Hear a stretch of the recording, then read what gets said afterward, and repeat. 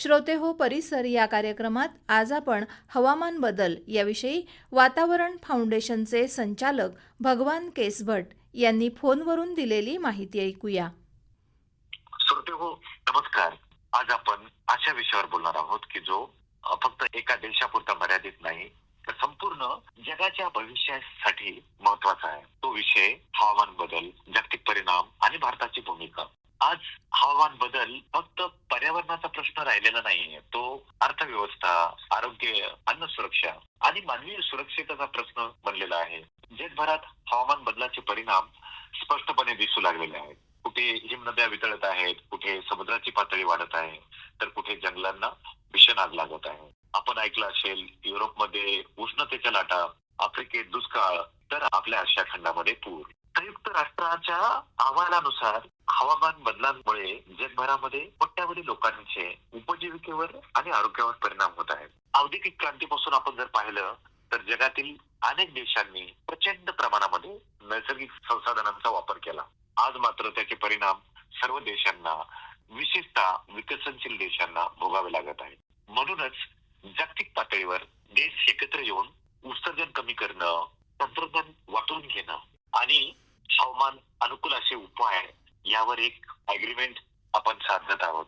आता भारत हा हवामान बदलासाठी अत्यंत संवेदनशील देश आहे. आपली शेती पावसावर अवलंबून आहे. आपली लोकसंख्या मोठी आहे. अनेक शहरं उष्णता, पाणी टंचाई, प्रदूषणाचा सामना करत आहेत. किनारपट्टीच्या भागात चक्रीवादळे तीव्र होत आहेत.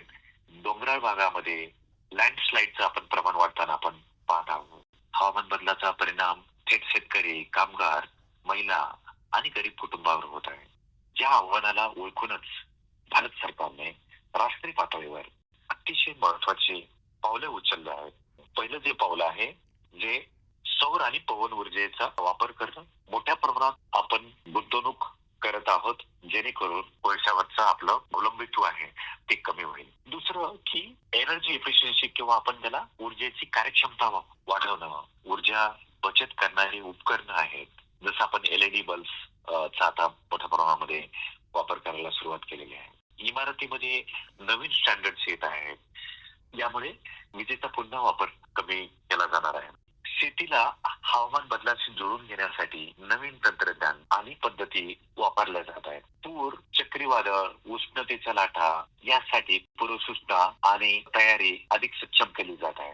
आपण पाहत आहोत हवामान बदलासाठी राष्ट्रीय आणि राज्यस्तरीय योजना अंमलात आणल्या जात आहेत. या सगळ्या उपायांचा उद्देश विकास आणि पर्यावरण यांच्यात संतुलन साधणं असा आहे. सरकारची पावले अतिशय महत्वाची आहेत, पण त्यांना तेव्हा यश मिळते जेव्हा नागरिक सहभागी होत आहेत.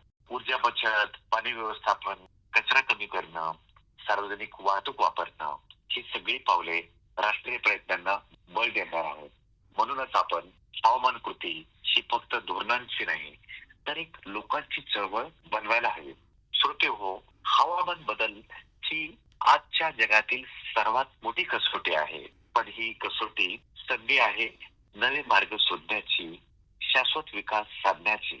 भारत जागतिक स्तरावर जबाबदारीने पावलं टाकत आहे आणि जर शासन, समाज आणि प्रत्येक नागरिक एकत्र काम करत राहिला तर सुरक्षित आणि टिकाऊ भविष्य नक्कीच आपण घडवू शकतो. धन्यवाद. हवामान बदल याविषयी वातावरण फाउंडेशनचे संचालक भगवान केसभट यांनी फोनवरून दिलेली माहिती आत्ताच आपण ऐकलीत. निवेदन केलं होतं विद्या तावडे यांनी आणि सादर करते होते विवेक वानखडे. ही आकाशवाणी रत्नागिरी केंद्राची निर्मिती होती.